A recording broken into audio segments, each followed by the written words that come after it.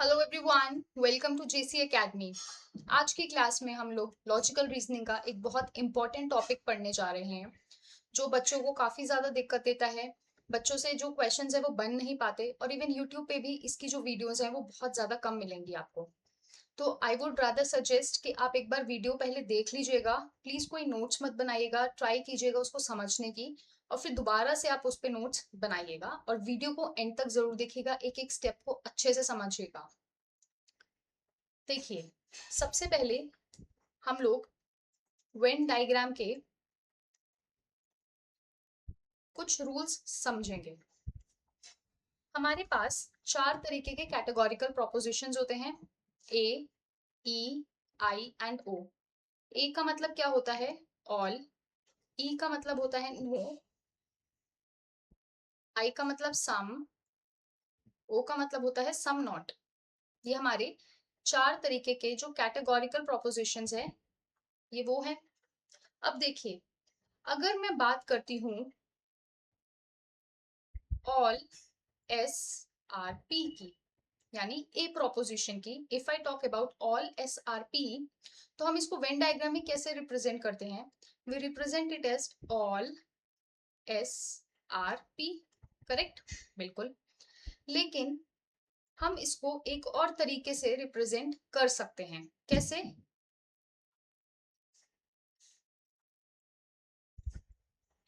ठीक है, ये किया। अब क्योंकि दिया है all S are P, so all S are P, this is the representation of all SRP, that is a proposition। ये हमारा a proposition है। इसको हम वेन डायग्राम में ऐसे रिप्रेजेंट करते हैं, ऑल SRP। इसका मतलब क्या है कि हमारे सब्जेक्ट के जितने भी मेंबर्स हैं वो सब प्रेडिकेट में है। सही है कि गलत है ना? इसका यही मतलब है कि सारे मेंबर्स, सब्जेक्ट के जितने भी मेंबर्स हैं, they are a part of predicate. ये हमारा प्रेडिकेट है P, so they are a part of predicate. यानी जितने भी मेंबर्स है सब्जेक्ट के वो प्रेडिकेट में है। इसका मतलब क्या है? अगर मैं पी को हटा दूं, अगर मैं पी को हटा दूं तो मेरे पास डायग्राम कैसे बनेगा? कुछ ऐसे बनेगा, है ना? This is S. तो जब हमने P को रिमूव कर दिया, क्योंकि देखो सारे जो मेंबर्स हैं S के वो P का पार्ट हैं, तो हम P को रिमूव कर सकते हैं और जब हम रिमूव करते हैं हम ऊपर बार लगा देते हैं। और क्योंकि इन दोनों में कुछ भी कॉमन नहीं है, it is equivalent to zero. आप ये बात ध्यान से समझिएगा। अगर मैंने ऑल एस आर पी में से पी को हटा दिया, आप इमेजिन करने की कोशिश कीजिए, तो ये जो डायग्राम है ये कुछ ऐसा बनेगा, मतलब खाली सब्जेक्ट रह जाएगा, प्रेडिकेट निकल गया बाहर। और इन दोनों में कुछ भी कॉमन नहीं है क्योंकि एस के जितने भी मेंबर्स हैं वो पी का पार्ट हैं, they are included in P and nothing is common in between S and P. So that is why S P bar is equals to zero. P bar का मतलब क्या हो गया? P bar means that we have negate p, p को हटा दिया है, हमने p को हटा दिया। यानी s p bar is equals to zero is the when representation of a proposition that is all SRP। ये बात समझ आई आप लोगों को? ठीक है, तो ऑल SRP को हम ऐसे रिप्रेजेंट कर सकते हैं कि S के जितने भी मेंबर्स हैं they are a part of P। अगर हम P रिमूव भी कर देते हैं, क्यों क्यों रिमूव करें? क्योंकि S के जितने भी मेंबर्स हैं वो P के पार्ट हैं, कुछ भी कॉमन नहीं है, so it is equivalent to zero. And P के ऊपर बार का मतलब क्या है कि हमने P को रिमूव कर दिया है। So this is the first proposition, all S is P या ऑल SRP। अब आप बोलोगे कि ये जो है दिस पोर्शन, दिस पोर्शन, ये कॉमन है, इसको हम बोलते हैं SP। आप बस अभी इतना ध्यान रखिएगा, ये कॉमन जो पोर्शन है, although it is not common, ये सिर्फ वे है टू रिप्रेजेंट ए प्रोपोजिशन, तो इसको हम बोलते हैं एसपी। अब अगर मुझे करना है कि मुझे अगर होता ऑल पी आर एस, ठीक है, अगर ये होता ऑल पी आर एस, तो डायग्राम कैसे बनता कि ऑल पी आर एस यानी सारा पी एस है। तो अगर मैं इसको मतलब रिप्रेजेंट करती तो कैसे करती, ऑल पी आर एस, या फिर मैं लिखती S bar P is equivalent to 0, यानी जो चीज हमने हटा दी है हम उसके ऊपर बार लगा देंगे। ठीक है, मैं यहाँ लिख देती हूँ, जो क्लास रिमूव होगी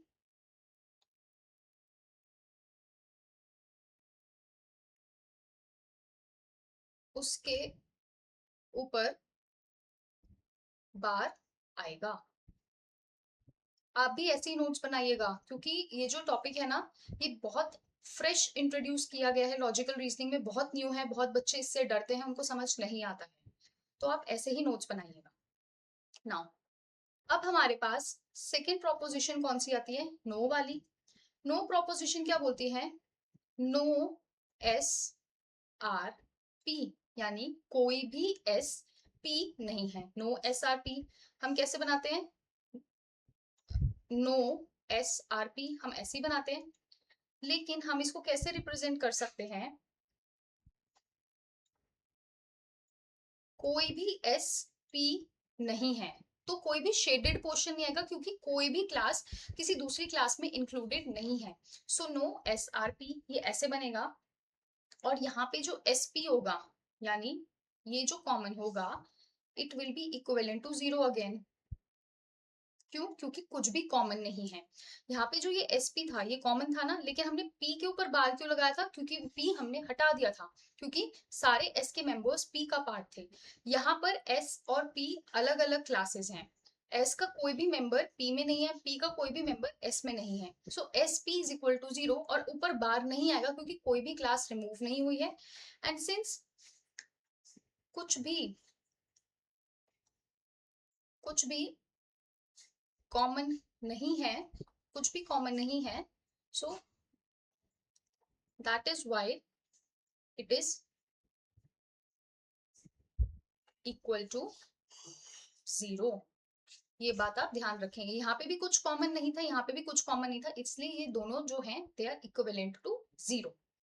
तो आई होप आपको ये दो प्रोपोजिशन समझ आए होंगे। ए प्रोपोजिशन हम इसको ऐसे रिप्रेजेंट करते हैं, S P bar is equals to 0, and E proposition that is S P is equals to 0। Now the third proposition says some S are P, यानी कुछ एस पी है। अब देखिए इसका मतलब क्या है, इट मीन्स दैट एस का at least one member is included in P. यही मतलब हुआ ना, क्योंकि some S is P, some S is P, यानी एस का कुछ पार्ट पी में है, तो इसका मतलब क्या है कि एस का कम से कम एक मेंबर, 2 3 4 5 कितने भी हो सकते हैं, बट कम से कम एक मेंबर पी में इंक्लूडेड है। ठीक है, तो हम लेट कर लेते हैं कि वो जो मेंबर इंक्लूडेड है वो कौन सा है, एक्स मेंबर है, यानी इन दोनों का कॉमन पार्ट है ना एस और पी का, इसलिए हमने एक्स जो है वो यहाँ पे लिख दिया, this is the common part, ये कॉमन पार्ट है एस और पी का, और यहाँ पे हमने लेट कर लिया एक्स, यानी जो एक कॉमन मेंबर है वो एक्स है। तो इससे हम क्या लिखते हैं, जो कॉमन पार्ट है S P is not equals to 0। क्यों नॉट इक्वल्स टू 0, क्योंकि दोनों में एक मेंबर कॉमन है। यहाँ पे इक्वल्स टू 0 क्यों था, क्योंकि इन दोनों में कुछ भी कॉमन नहीं था। लेकिन यहाँ पे नॉट इक्वल्स टू 0 क्यों है, क्योंकि हम किसी को रिमूव भी नहीं कर रहे हैं, और इन दोनों के बीच में एक मेंबर कॉमन है। So this is some S are P which is your I proposition. उसके बाद आता है हमारा some not, some S are not P. इसका मतलब क्या है कि एस के कुछ मेंबर्स पी में नहीं है, है ना, कुछ मतलब 2 3 4 5, बट एटलीस्ट एक भी नहीं है, कम से कम एक भी नहीं है। सो एस के कुछ मेंबर्स पी में नहीं है, that means some S are not P. अब this is S and this is P, और मैं लेट कर रही हूं कि जो मेरा मेंबर है एक्स, ये वाला जो मेंबर है एक्स वो पी में नहीं है। तो यहाँ पे क्या आएगा, जब वो मेंबर पी में नहीं है तो हम पी को क्या कर सकते हैं, नेगेट कर सकते हैं। तो मैं क्या लिख सकती हूँ, S P bar is not equivalent to 0। क्या आपको समझ में आया? क्योंकि यहाँ पे देखिए ए प्रोपोजिशन में यहाँ पर जब p को नेगेट किया था, इट वाज इक्विवेलेंट टू 0, क्योंकि कुछ भी कॉमन नहीं था। यहाँ पे भी लिखा है नो एस आर पी, कुछ भी कॉमन नहीं है, इसलिए equals to 0। Some S are P, it is not equals to 0, क्योंकि एक मेंबर दोनों के बीच में कॉमन है।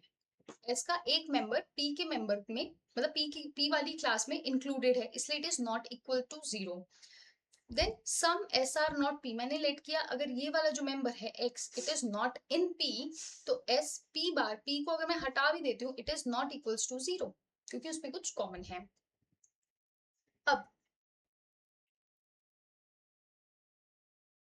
अगर मैं देखूं कि वेन डायग्राम को for A E I and O हम कैसे रिप्रेजेंट करते हैं, तो ए के लिए मैंने क्या बताया था, S P bar is equals to 0। क्यों? क्योंकि हमने p को रिमूव कर दिया, क्योंकि s के सारे मेंबर्स p का पार्ट थे। यहाँ पर S P is equals to 0। क्यों? क्योंकि s और p में कुछ भी कॉमन नहीं था, और हम नेगेट भी नहीं कर सकते क्योंकि दोनों इंडिविजुअल क्लासेस थे, नो एस आर पी।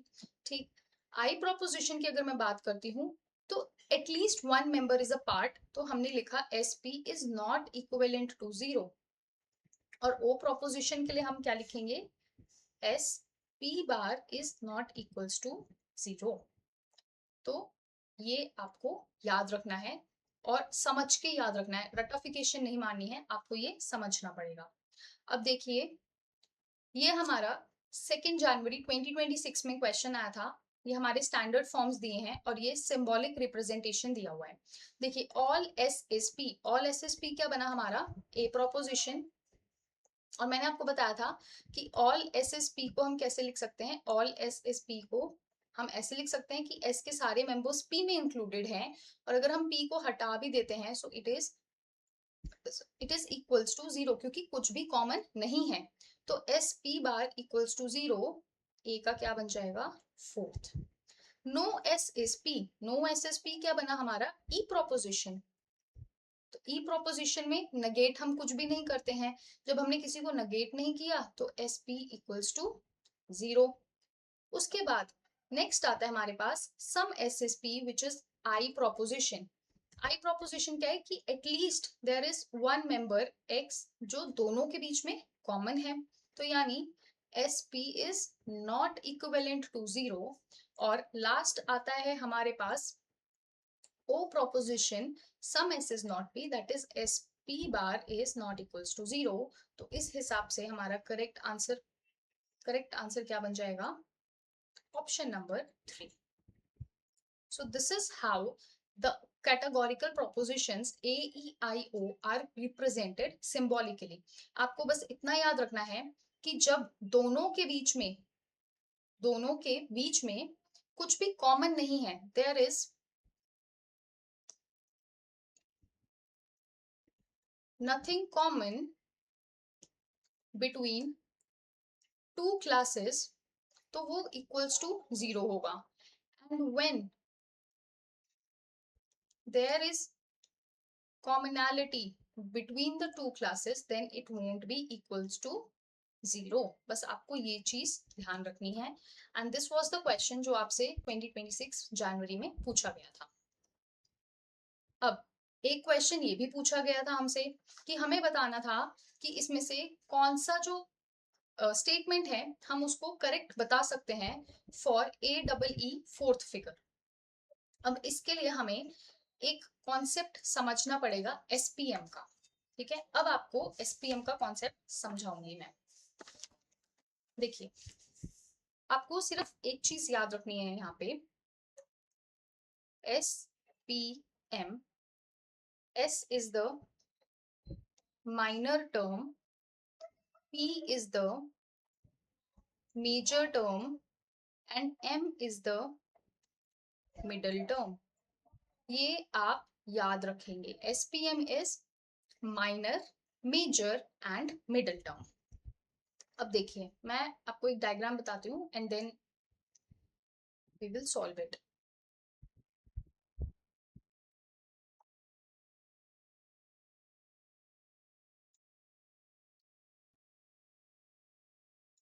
ठीक है, ये आ गया हमारा S, ये आ गया हमारा P और ये आ गया हमारा M. That is minor, this is major and this is middle.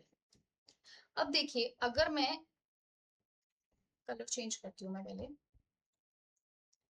अगर मैं खाली ध्यान से देखिएगा इस वाले सर्कल की बात करती हूँ. If I talk about only this circle, आपको दिख रहा है ये वाला सर्कल.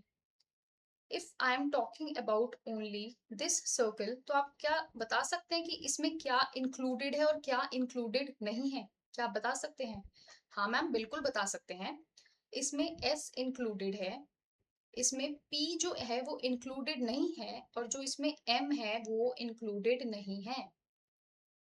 सही बनाया मैंने या गलत बनाया? सही बनाया है, क्योंकि जो ये वाला पोर्शन है, देखिए जो मैंने ये मस्टर्ड कलर से शेड किया है यहाँ पे, ये सिर्फ S का पार्ट है. This is just a part of S, but इसमें P इंक्लूडेड नहीं है, M इंक्लूडेड नहीं है, इसलिए मैंने उसके ऊपर क्या लगा दिया? बार लगा दिया. ठीक है मैम, समझ आ गया.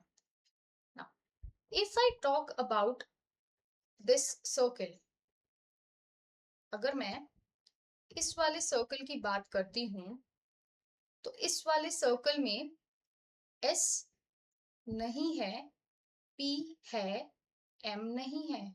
सही है गलत है? सही बनाया है कि यहाँ पे मेरे पास S नहीं है, P है, M नहीं है.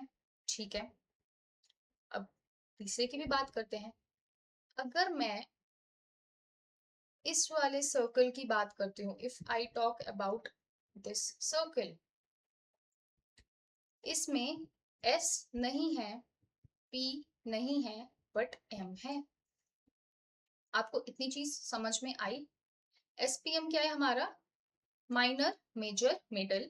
ठीक, अगर मैं फर्स्ट वाले सर्कल की बात करती हूँ, यहाँ पे S है, P नहीं है, M नहीं है, और मैंने आपको बताया था जो चीज नहीं होती है उसको हम हटा देते हैं और उसके लिए हम ऊपर बार लगा देते हैं. तो it becomes S P bar M bar because this part is only belonging to S. This part is only belonging to P, तो क्या बन गया? S bar P M bar. And this part is only belonging to M which is the middle, तो S bar P bar और M. ठीक, ये चीज समझ आई आप लोगों को? ठीक है. अब अगर मैं इसकी बात करती हूँ, इसकी, ये जो येलो से मैंने शेड किया है, इसमें ये किसका कॉमन है? This is common of S and P. इसमें M नहीं है ना, ये सिर्फ S और P का कॉमन है. तो क्या मैं इसको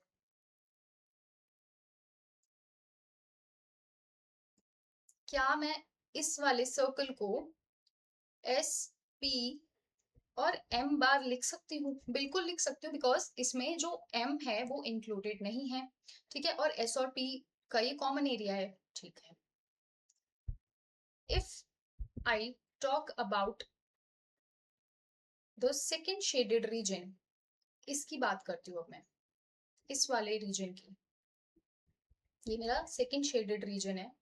मैं अगर इसकी बात कर रही हूँ तो ये S और M का पार्ट है, लेकिन इसमें P नहीं है. तो क्या मैं इसको S P बार M लिख सकती हूँ? बिल्कुल लिख सकती हूँ, क्योंकि ये P का पार्ट नहीं है. और अगर मैं बात करती हूँ इस वाले सर्कल की, थर्ड वाले सर्कल की, which I am shading with the purple color, ये P और M का पार्ट है, इसमें S नहीं है, तो ये क्या बन जाएगा? S bar P M. बिल्कुल सही. ठीक, ये समझ आ गया आपको? जो चीज कॉमन है वो लिखेंगे, जो चीज कॉमन नहीं है या जिस चीज का वो पार्ट नहीं है हम उसके ऊपर बार लगा देंगे. ये अच्छे से समझिएगा. अब हमारे पास एक चीज रह गई इसमें, ये बीच वाला है ना, ये जो मैंने रेड से शेड किया है, ये वाला पार्ट रह गया. ये तीनों का कॉमन है, मतलब इसमें एस भी है, इसमें पी भी है और एम भी है। तो क्या मैं इसको एस पी एम लिख सकती हूँ? मैं बिल्कुल लिख सकती हूँ एस पी एम। तो एस पी एम यानी ये तीनों का कॉमन पार्ट है। ये चीज आपको समझ आई, ये डायग्राम आपको समझ आया कि कैसे बनाया कैसे नहीं बनाया। अब देखिए एक एग्जाम्पल लेते हैं हम। The example says all dogs are mammals. Example बोल रहा है all dogs are mammals, all cats are mammals. So therefore conclusion क्या निकला हमारा? All cats are dogs. अब मुझे बताइए इसमें मिडल, मेजर और माइनर टर्म कौन सा है? देखिए ये दोनों में कॉमन है, तो जो मैमल्स है ये क्या है हमारा? मिडल टर्म बन गया, ठीक है। डॉग्स क्या है हमारा? मेजर टर्म है। तो मेजर टर्म को हम कैसे रिप्रेजेंट करते हैं? पी के साथ। डॉग्स क्या है हमारा? पी बन गया। और कैट्स क्या है हमारा? Cats is the minor term. Minor term को हम एस से रिप्रेजेंट करते हैं, तो कैट्स एस बन गया। तो अगर मैं देखूं ये क्या बना हमारा, और अगर मैं मूड की बात करती हूँ, मूड क्या है तीनों का? ए एंड ए। और फिगर क्या है? प्रेडिकेट है दोनों में, तो फिगर सेकेंड, तो यानी क्या बन गया? A figure second. अब यहाँ पे पी और एम, और मैंने बताया था जो ऑल वाला होता है, ऑल वाले में हम, क्योंकि जितने भी डॉग्स हैं वो सब मैमल्स हैं, तो हम एम बार कर सकते हैं। So P M bar is equal to 0 लिख सकती हूँ ना मैं, जैसे मैंने यहाँ पे आपको बताया था। यहाँ पे देखिए S P bar equals to 0 because all S are P. So जितने भी एस हैं they are a part of P, तो मैं पी को हटा सकती हूँ, तो S P bar equals to 0 आया। तो वैसे ही यहाँ पे P M bar equals to 0 आ गया। यहाँ पे क्या आ जाएगा? S M bar equals to 0, और यहाँ पे क्या आ जाएगा? S P bar equals to 0। ये आपको समझ आया? अब देखिए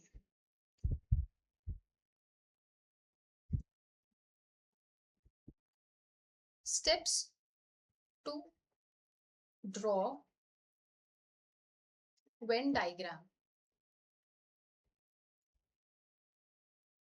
Steps to draw Venn diagram. The very first step is draw premises and not conclusion. सबसे पहले हम premises draw करेंगे, conclusion draw नहीं करते हैं। Then सबसे पहले first universal premises are drawn, then particular premises are drawn. तो सबसे पहले हम premises draw करेंगे, और उसमें भी कौन सी? यूनिवर्सल प्रेमाइसेस ड्रॉ होंगी पहले और पर्टिकुलर बाद में होंगी। If both premises are universal, हो सकता है ना कि मैम दोनों ही प्रेमाइसेस जो है यूनिवर्सल है। If both premises are universal, draw major premise first and then minor premise. उसके बाद अगर दोनों, if both premises are particular in nature, यानी सम वाली हैं, तब क्या है? Draw major first and then the minor premise. और लास्ट स्टेप क्या आता है हमारा, चेक द कंक्लूजन। अब देखो,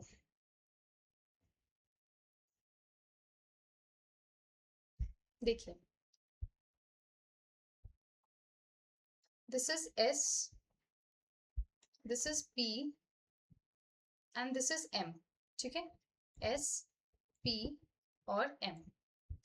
अब उसने क्या बोला था कि, मैं एक बार दोबारा यहां लिख देती हूँ, all dogs are mammals, all cats are mammals, so therefore all cats are dogs। यहाँ पे मैंने क्या बताया था, जो डॉग्स है, डॉग्स क्या है, मेजर टर्म, और मेजर टर्म किससे रिप्रेजेंट होता है, पी से, मिडल होता है एम से, माइनर होता है एस से, यही था। हमने क्या लिखा था, P M bar equivalent to 0, S M bar equivalent to 0 and S P bar equivalent to 0। अब देखिए, P M bar equals to 0, P M bar, यानी हम एम को अगर रिमूव कर रहे हैं तो हमारे पास सिर्फ पी बच रहा है, खाली पी वाला सर्कल बचेगा, हमने एम को रिमूव कर दिया और बात अभी खाली पी और एम की हो रही है, ठीक है। All cats are mammals, S M bar equivalent to 0, यानी हमने एम को फिर से रिमूव कर दिया तो ये वाला सर्कल आएगा,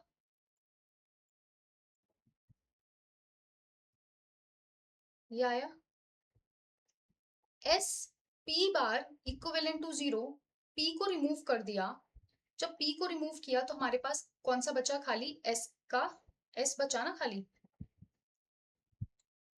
तो जब पी रिमूव हो गया तो सिर्फ ये वाला सर्कल बचा,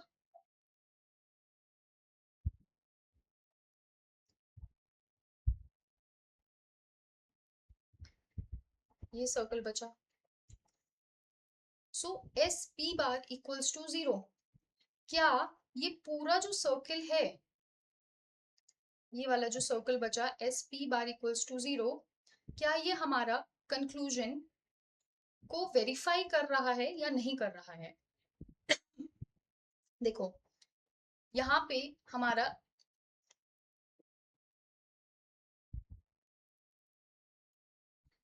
जो ये वाला पोर्शन है एस का, ये बच गया ना, दिस इज स्टिल रिमेनिंग, तो ये भी तो आना चाहिए था ना, तो ये क्या हो जाएगा, दिस विल बिकम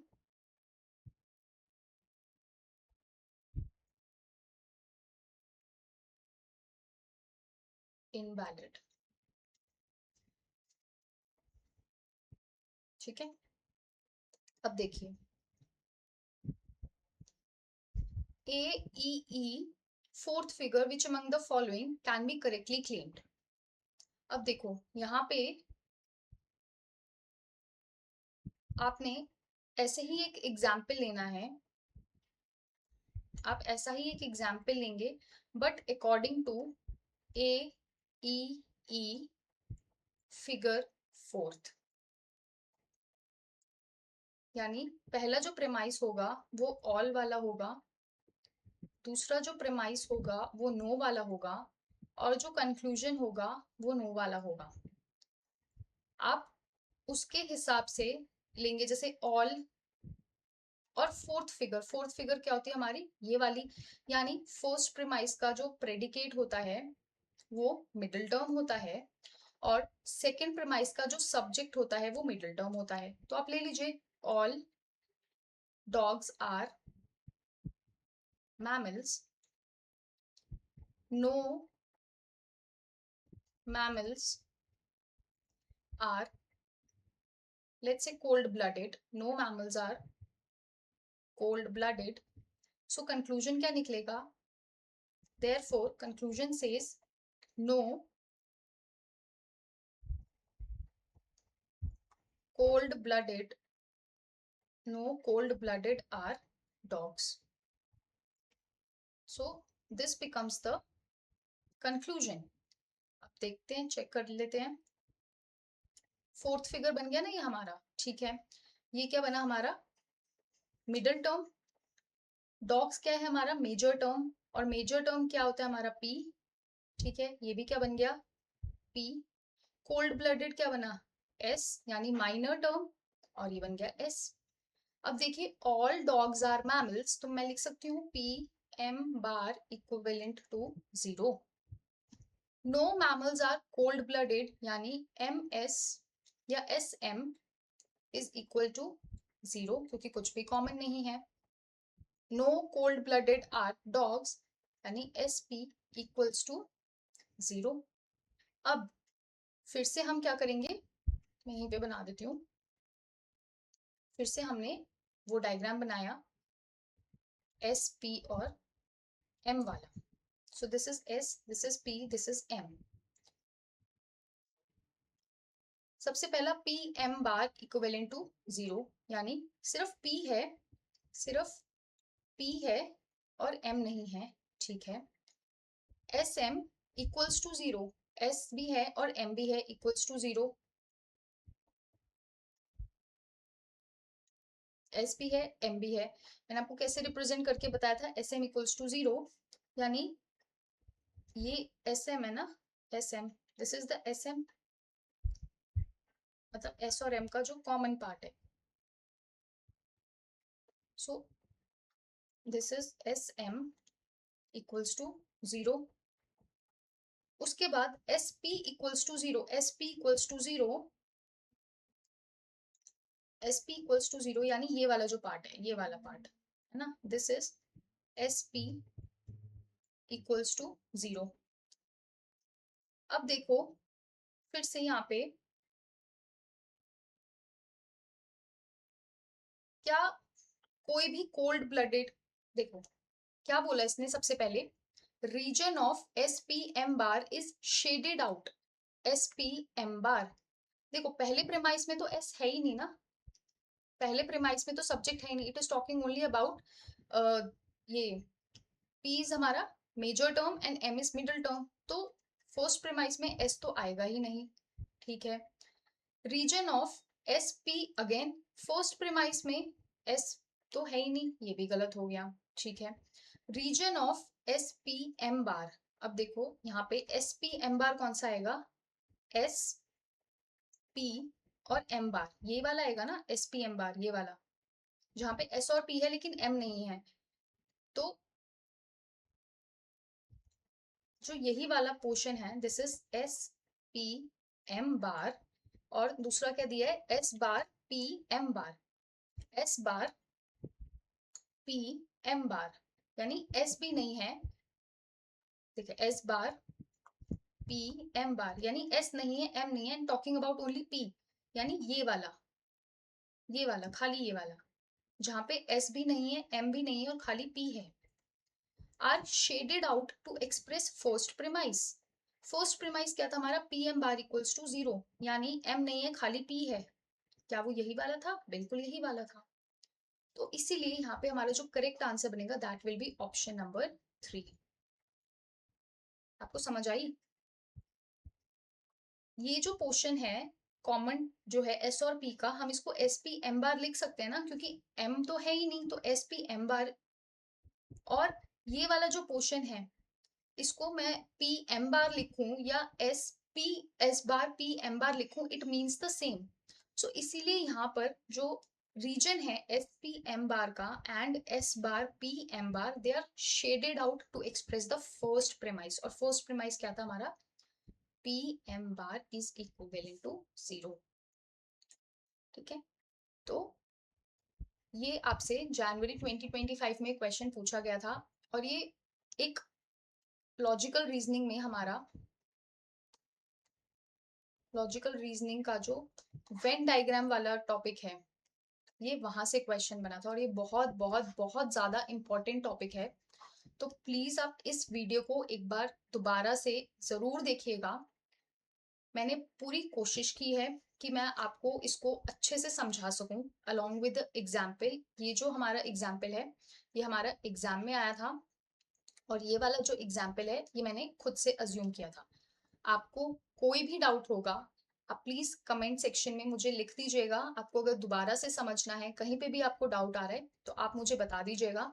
मैं दोबारा से एक और क्लास और ज्यादा कोशिश करूंगी आपको मैं अच्छे से एक्सप्लेन कर सकूं। और अगर आप चाहते हैं जेसी एकेडमी के साथ जुड़ना, आप चाहते हैं कि आपका जो नेक्स्ट अटेम्प्ट है वो जेआरएफ वाला अटेम्प्ट हो, आपका जो रिजल्ट है वो अच्छा आए जो आप एक्सपेक्ट कर रहे हैं, so JC academy is offering a complete foundation course for paper 1 and paper 2 management. जो क्लासेस है वो लाइव और रिकॉर्डेड है। आपको कोई भी डाउट होगा आप इस गिवन नंबर पे कॉल कर सकते हैं, या फिर जो हमारी ऑफिशियल वेबसाइट है आप उस पर भी विजिट कर सकते हैं।